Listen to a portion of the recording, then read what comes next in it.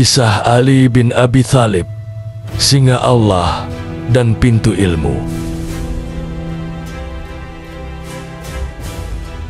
Ali bin Abi Thalib lahir sekitar tahun 600 Masehi di kota Mekah dari keluarga Bani Hashim yang terhormat. Ayahnya, Abu Thalib, adalah paman Nabi Muhammad dan tokoh yang sangat dihormati di antara suku Quraisy. Ibunya, Fatimah binti Asad, juga berasal dari keturunan bangsawan yang memiliki kedudukan tinggi dalam masyarakat Arab. Menurut banyak riwayat, Ali bin Abi Thalib lahir di dalam Ka'bah, sebuah peristiwa langka yang menunjukkan keistimewaannya sejak lahir. Ibunya, Fatimah binti Asad, dikatakan sedang beribadah di sekitar Ka'bah ketika tiba-tiba mengalami kontraksi persalinan. Ia masuk ke dalam Ka'bah dan di sanalah Ali bin Abi Thalib dilahirkan. Dibesarkan di bawah asuhan ayahnya, Ali tumbuh dalam lingkungan yang penuh dengan nilai-nilai kehormatan, keberanian, dan kesederhanaan. Namun, kehidupan keluarga Abu Thalib tidaklah mudah. Sebagai seorang kepala suku yang bertanggung jawab atas banyak orang, Abu Thalib sering menghadapi kesulitan ekonomi.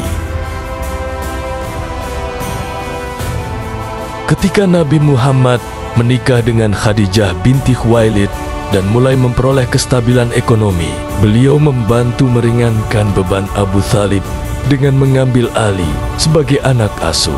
Sejak saat itu, Ali tinggal di rumah Nabi dan mendapatkan pendidikan langsung dari beliau. Ketika Nabi Muhammad menerima wahyu pertama di Gua Hira, Ali bin Abi Thalib menjadi salah satu orang pertama yang menerima Islam.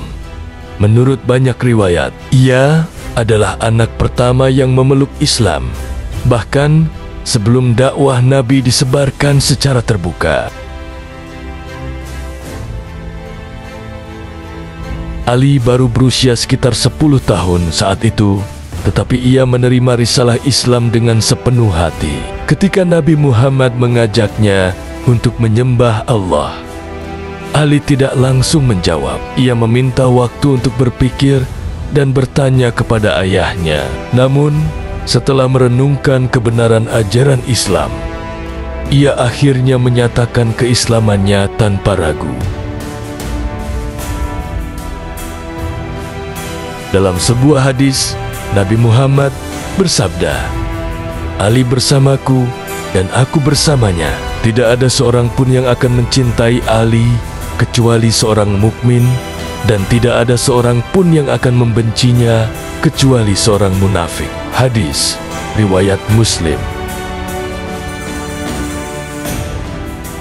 Keimanan Ali yang kuat ini terbukti sepanjang hidupnya. Ia tidak hanya menerima Islam, tetapi juga membela dan mendukung dakwah Nabi dalam berbagai kesempatan. Saat perintah hijrah turun kepada Nabi Muhammad, kaum Quraisy berencana untuk membunuh beliau pada malam yang sama. Mereka menyusun rencana untuk mengepung rumah Nabi dan membunuhnya saat beliau keluar. Ketika mengetahui rencana ini, Nabi meminta Ali bin Abi Thalib untuk tidur di tempat tidurnya, mengenakan selimut hijau yang biasa beliau pakai. Ali dengan berani menerima tugas ini, meskipun tahu bahwa nyawanya dalam bahaya. Malam itu, para pemuda Quraisy yang telah mengepung rumah Nabi mengira bahwa beliau masih berada di dalam. Namun, ketika mereka menyerbu masuk, mereka hanya menemukan Ali di tempat tidur. Ini memberikan cukup waktu bagi Nabi untuk meninggalkan Mekah dengan selamat dan memulai perjalanan hijrah ke Madinah. Keberanian Ali dalam peristiwa ini menunjukkan betapa besar pengorbanannya untuk Islam dan cintanya kepada Rasulullah. Sejak awal, Ali bin Abi Thalib menjadi salah satu prajurit terkuat dalam pasukan Muslim. Ia terkenal karena keberaniannya di medan perang dan keahliannya dalam bertarung. Perang Badar pada 624 Masehi. Dalam Perang Badar, Ali termasuk di antara para pejuang Muslim yang bertempur melawan Quraisy. Ia berhasil membunuh banyak musuh, termasuk Walid bin Utbah, salah satu prajurit Quraisy yang tangguh.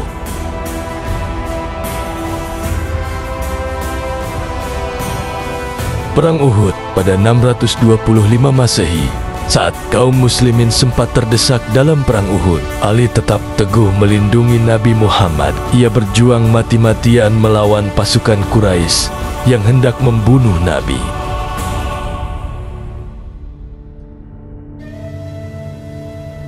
Perang Khandaq pada 627 Masehi. Dalam Perang Khandaq, seorang prajurit Quraisy yang terkenal, Amr bin Abud, menantang pasukan Muslim untuk duel 1 lawan 1. Tidak ada yang berani menghadapi Amr kecuali Ali bin Abi Thalib. Dalam duel sengit itu, Ali berhasil mengalahkan Amr dengan tebasan pedangnya.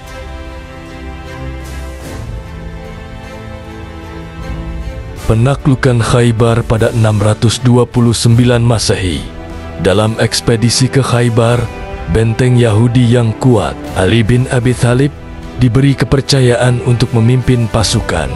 Setelah beberapa upaya sebelumnya gagal, dengan keberanian dan kekuatannya, Ali berhasil menaklukkan benteng Khaybar.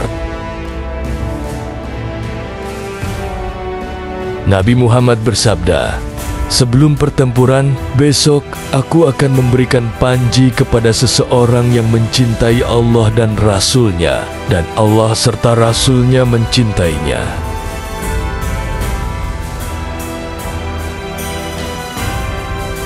Ali bin Abi Thalib menikah dengan Fatimah Az-Zahra, putri kesayangan Nabi Muhammad. Dari pernikahan ini, lahirlah Hasan dan Husain yang kelak menjadi tokoh penting dalam sejarah Islam.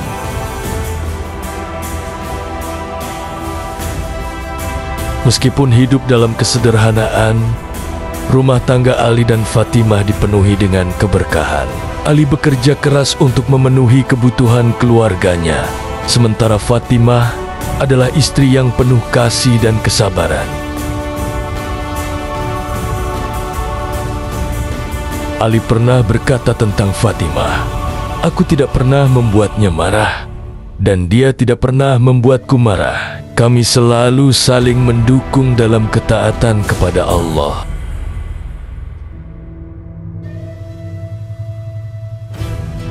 Setelah wafatnya Utsman bin Affan, Ali bin Abi Thalib dibaiat sebagai khalifah keempat. Namun, masa pemerintahannya penuh dengan ujian dan konflik, termasuk Perang Jamal dan Perang Siffin.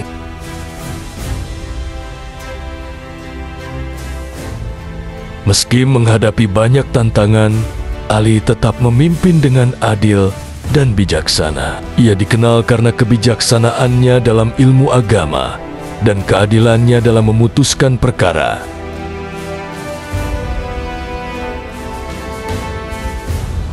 Ali bin Abi Thalib wafat pada tahun 661 Masehi setelah ditikam oleh Abdurrahman bin Muljam saat sedang salat subuh di Masjid Kufah. Luka yang dideritanya sangat parah, dan beberapa hari kemudian beliau menghembuskan napas terakhirnya. Sebelum wafat, Ali memberikan wasiat kepada putra-putranya agar selalu berpegang teguh pada Islam dan berbuat adil kepada umat. Nabi Muhammad pernah bersabda, "Aku adalah kota ilmu dan Ali adalah pintunya." Hadis riwayat Tirmidzi.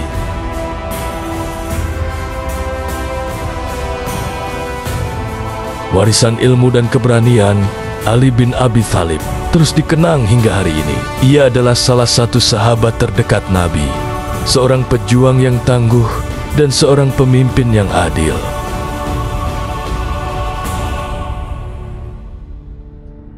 Kesimpulan, Ali bin Abi Thalib adalah sosok luar biasa dalam sejarah Islam. Ia adalah seorang sahabat yang setia, seorang pejuang yang gagah berani, dan seorang pemimpin yang adil. Kehidupannya penuh dengan pelajaran berharga tentang kesabaran, keberanian, dan ketakwaan. Hingga hari ini, namanya tetap dikenang sebagai salah satu tokoh Islam terbesar sepanjang masa.